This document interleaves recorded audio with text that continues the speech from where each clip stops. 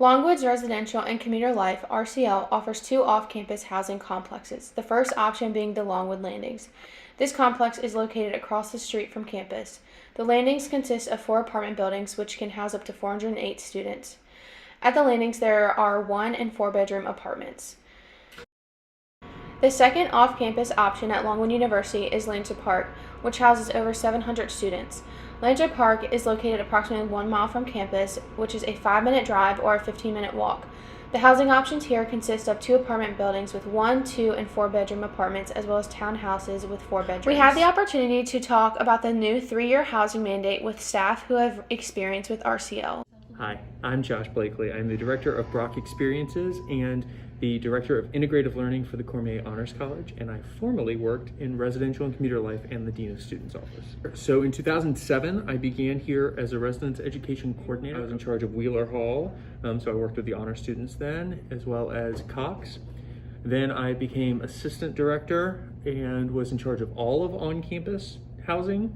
Finally, I moved into the Director role, and then I ended my career over there as the Assistant Dean for Residential and Commuter Life. So we used to have a housing mandate. Before we got rid of that housing mandate, it was quite common for queer students or students from a variety of backgrounds to work with us about what was the best way to navigate housing.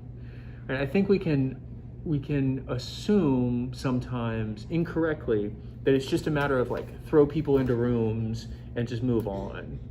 What was actually happening behind the scenes was that we were working with students as they self-presented to say, what's the way that you can be most comfortable in this space? Say a student that's transitioning, they may have some medical needs that come along with that that we might want to accommodate for.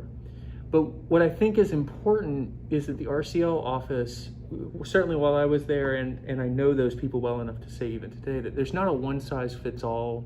It's really working with the individual student on what is best for their needs. There's huge potential, actually, for queer students to feel very affirmed in these moments, to feel like they have a place here and that they don't have to go off campus for them to create a place.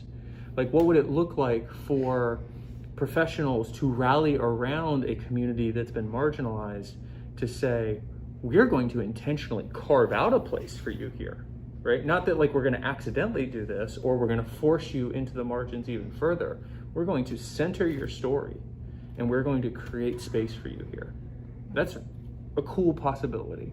I'm the Director of Housing, so I'm the person who oversees like all the housing assignment processes, when people would register for housing, all of those types of things. What we're currently doing is I work individually with students who may self-identify as transgender, LGBTQ. We're constantly looking and assessing, okay, with the types of requests we're getting, are we at a point where we have a need to, may have a section of housing that's dedicated to that or not? The residency policy has always been there. Right. The only difference is it's been expanded to 3 years. Now, we still within the policy have the ability for students to appeal to live off campus.